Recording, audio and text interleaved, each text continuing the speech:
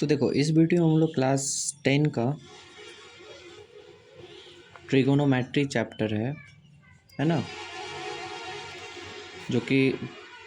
जो कि बोर्ड्स में बहुत ही ज़्यादा इम्पोर्टेंट रखता है। बोर्ड्स के पॉइंट ऑफ व्यू से अप्रॉक्सीमेटली 7-8 मार्क्स कटवाया जाता है इस चैप्टर से।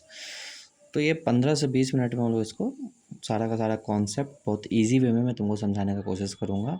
तुम लोगों को अगर समझ में आए तो प्लीज़ चैनल को सब्सक्राइब करना, लाइक करना वीडियो को, और अपने दोस्तों से शेयर करना ताकि उनको भी ये सब चीज़ समझ पाए। और ये जो सेशन होने वाला है तुम लोग का, है ना, सेशन होने वाला है 26 से 27 के बच्चों के लिए। ये जो सेशन है, ये जो वीडियो है, ठीक है। तो अब से डेली वीडियो आएगा। जैसे पहला वीडियो है ये, है ना, वीडियो नंबर 1 है। हम लोग ट्रिग्नोमेट्री स्टार्ट कर रहे हैं। तो देखो ट्रिगोनोमेट्री बेसिकली तुम लोग जानते हो कि बहुत सारे बोलेंगे कि सबसे पहले नाम से आते हैं फिर इससे आते हैं। मैं सबसे पहले थोड़ा सा बात करना चाहूँगा एंगल्स के बारे में। जब तुम क्लास 11 में जाओगे तो ट्रिग्नोमेट्री बहुत ज़्यादा वास्ट हो जाता है, तो उस टाइम में बच्चे थोड़ा सा कंफ्यूज हो जाते हैं क्या है। क्लास 10 में तो बहुत छोटा सा टॉपिक है ये, लेकिन क्लास 11 में ये ज़्यादा है। तो चलो सबसे पहले एंगल्स के बारे में बात करते हैं। तो एंगल क्या होता है, देखो ये एक फिक्स पॉइंट है, यहाँ से एक रे इस डायरेक्शन में और यहाँ से एक रे इस डायरेक्शन में लिया, तो यहाँ पे जो ये एंगल बन गया, लेट्स से इसको थीटा बोल देते हैं, दिस इज़ कॉल्ड एंगल। इसको हम लोग एंगल बोलते हैं कि जब एक फिक्स पॉइंट से दो रे कोई भी अपोजिट डायरेक्शन में जाए, सेम डायरेक्शन में जाएंगे तब तो एंगल बनेगा ही नहीं, कोई भी और डिफरेंट डायरेक्शन में जाएंगे तो एंगल बनता है ना। एंगल में इस वाले आर्म को हम लोग कहते हैं इनिशियल और इसको कहते हैं हम लोग टर्मिनल, ठीक है। तो एंगल क्या होता है समझ में आ गया।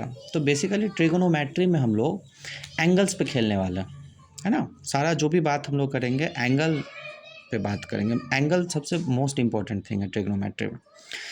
तो एंगल का अगर हम लोग बात कर लिए, थीटा इस एंगल का हो गया तो चलो एक छोटा सा चीज़ और ही बता देता हूँ जो कि तुम लोग थोड़ा बहुत पढ़े भी हो क्लास 9 में, लेकिन चलो अभी फिर से बात कर दें।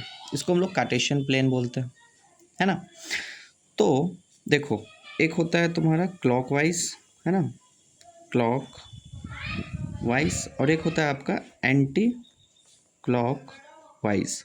तो एंगल देखो, अगर तुम एंटी क्लॉकवाइज जा रहे हो या क्लॉकवाइज जा रहे हो, तो देखो घड़ी कैसे चलता है, घड़ी ऐसे ऐसे ऐसे चलता है ना, इस डायरेक्शन में ना, इस डायरेक्शन में चलता है, इस डायरेक्शन में, तो इसको हम लोग क्लॉकवाइज कहते हैं। और घड़ी के अगर अपोजिट डायरेक्शन में तुम जाओगे, वॉच के अपोजिट डायरेक्शन में जाओगे, तो उसको एंटी क्लॉकवाइज कहते हैं।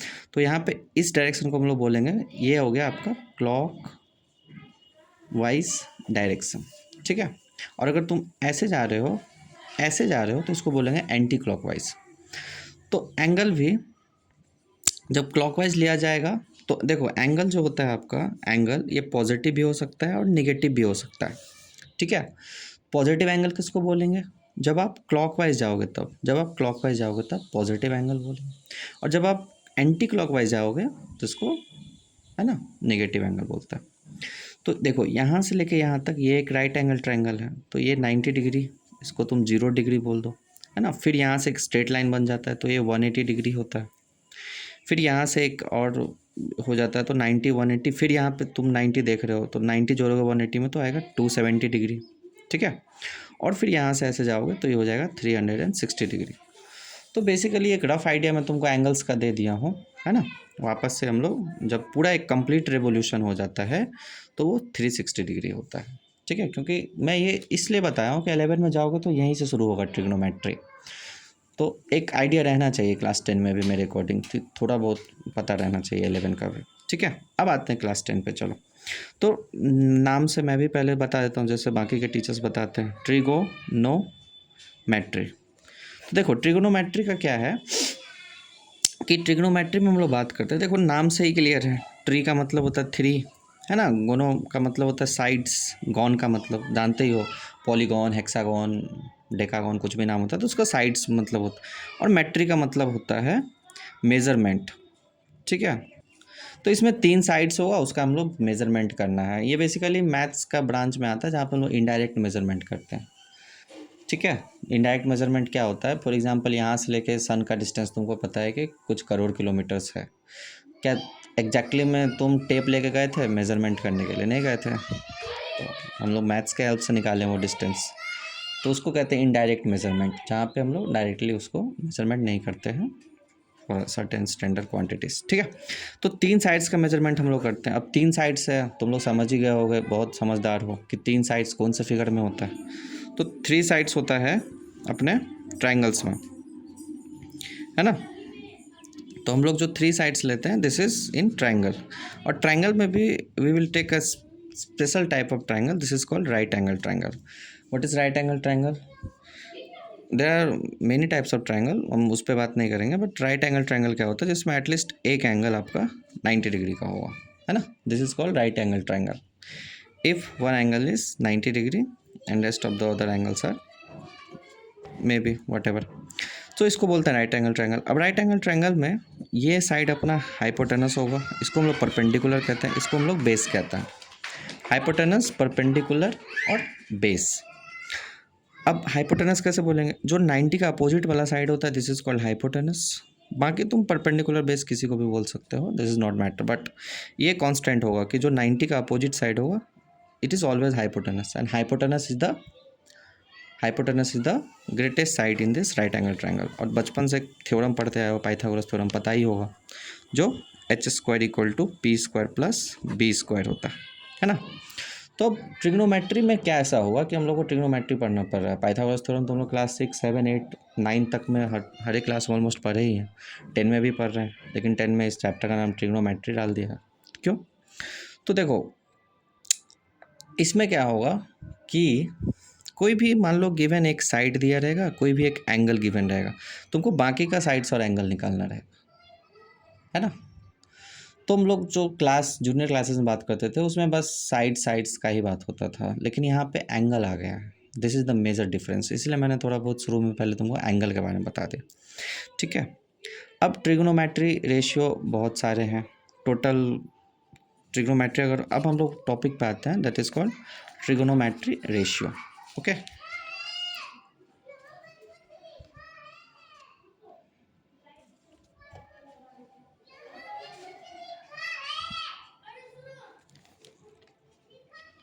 हाँ, तो ट्रिग्नोमेट्री रेशियो पे आते हैं हम लोग। ट्रिग्नोमेट्री रेशियो क्या होता है, देखो ध्यान से, टॉपिक लगा लो तुम लोग भी अपने कॉपी में, ट्रिगोनोमेट्री रेशियो। ऑब्वियसली ये भी राइट एंगल ट्राइंगल पे ही लगेगा, है ना। So this side is A, this is B and this is C, okay, and this is right angle. Now we have total 6 trigonometry ratio. First one is sine, let's say angle को theta बोल देते हैं, तो this is sin theta, और other is cos theta, next one is tan theta. अब बाकी के जो उसके रेसिप्रोकल हैं, जैसे कि साइन का रेसिप्रोकल कॉसेक थीटा, इस सब का नाम देखो, जैसे कि tan को हम लोग टेंजेंट बोलते हैं, cos को हम लोग कोसेकेंट बोलते हैं, है ना। नाम है, मैं तुमको एक डिटेल में नाम लिख के दे दूंगा, कमेंट्स करना कुछ भी डाउट होगा तो, ठीक। तो साइन का रिवर्स होता है कॉसेक, कॉस का होता है सेक। ये एंगल के बेसिकली हम लोग, मान लो ये तो 90 डिग्री है, इस एंगल का बात करें, इस एंगल का, ठीक है, इस एंगल का बात करें, let's say this angle is theta, तो इस एंगल पर जो भी बात हम लोग करेंगे, ठीक है। तो साइन हो गया, कॉस हो गया, टैन हो गया, कॉसेक हो गया, सेक हो गया, 1 2 3 4 5। नेक्स्ट टैन का रिवर्स क्या होता है, कॉट थीटा, ठीक है, समझ गए क्या। तो साइन, कॉस, टैन, कॉसेक, सेक, कॉट, यही होता है ट्रिग्नोमेट्रिक रेशियो, जिसमें हम लोग डील करने वाले बेसिकली। तो साइन थीटा जो होता है, अभी मैं बता दिया हूँ, जो 90 का अपोजिट होता है, ये हमेशा हाइपोटेनस होगा। अब एक चीज़ और बता रहा हूँ, ये जो एंगल तुमने लिया है थीटा, इस एंगल को तुमने थीटा बोला है, जो इस एंगल के अपोजिट होता है, इसको हम लोग हमेशा कहते हैं परपेंडिकुलर। ये जो एंगल के अपोजिट होगा, इसको ऑलवेज हम लोग बोलेंगे परपेंडिकुलर, है ना। जो 90 का अपोजिट होगा वो हाइपोटेनस, जो एंगल के अपोजिट होगा वो परपेंडिकुलर। लिख लो, 90 का अपोजिट क्या होता है, हाइपोटेनस, और जो एंगल का अपोजिट होता है, इसको हम लोग बोलते हैं परपेंडिकुलर। इस बात को याद रखना हमेशा, जो 90 डिग्री का अपोजिट होगा उसको हम लोग हाइपोटेनस बोलेंगे, और जो एंगल का अपोजिट होगा उसको हम लोग परपेंडिकुलर बोलेंगे। बात समझ में आ रही है? जो 90 का अपोजिट होगा वो हाइपोटेनस होगा, जो एंगल का अपोजिट होगा परपेंडिकुलर होगा। तो साइन थीटा जो होता है वो आपका होता है परपेंडिकुलर अपॉन में हाइपोटेनस। ठीक है, अभी मैं तुमको याद करने का एक ट्रिक भी बताऊंगा, बस अभी के लिए समझो कि जो साइन थीटा जो होता है अपना साइन थीटा वो हमेशा क्या होता है परपेंडिकुलर अपॉन हाइपोटेनस। जो परपेंडिकुलर और जो हाइपोटेनस का जो रेशियो है वही साइन थीटा होता है। समझ में आया? तो इसको तुम ऐसे भी लिख सकते हो, परपेंडिकुलर क्या है ए सी, और हाइपोटेनस क्या है, हाइपोटेनस क्या है, हाइपोटेनस क्या है ए बी, है ना? तो ये होता है आपका ए सी और ए बी। तो बात समझ में आया? साइन थीटा किसका रेशियो होता है परपेंडिकुलर अपॉन हाइपोटेनस का।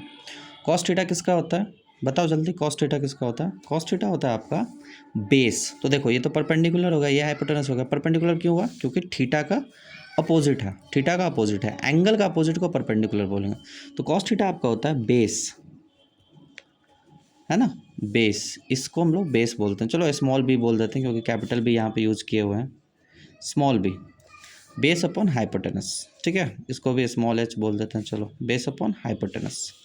तो ये हो जाएगा आपका बी सी अपॉन में ए बी। ठीक है, कॉस थीटा क्या होता है बी सी अपॉन में ए बी, बेस अपॉन में हाइपोटेनस। तो समझ में आ रहा है यहाँ तक? कोई दिक्कत है? अब देखो टैन थीटा अगर बात करते हैं, चलो यहाँ पे लिख लेता हूँ टैन थीटा। टैन थीटा होता है परपेंडिकुलर ए सी अपॉन में बेस बी सी, है ना, परपेंडिकुलर अपॉन में बेस। ये रेशियो होता है किसका? टैन थीटा का। अभी तुम लोग को थोड़ा कन्फ्यूज़न हो रहा होगा, कुछ हो रहा होगा, लेकिन डोंट वरी, थोड़ा सा टाइम दो, मैं तुमको एक ट्रिक बताऊंगा, एक टिप पे तुमको याद हो जाएगा। ये रेशियो बहुत आसान है। अब देखो साइन का होता है परपेंडिकुलर हाइपोटेनस, कॉस का होता है बेस अपॉन में हाइपोटेनस, टैन का होता है परपेंडिकुलर अपॉन में बेस।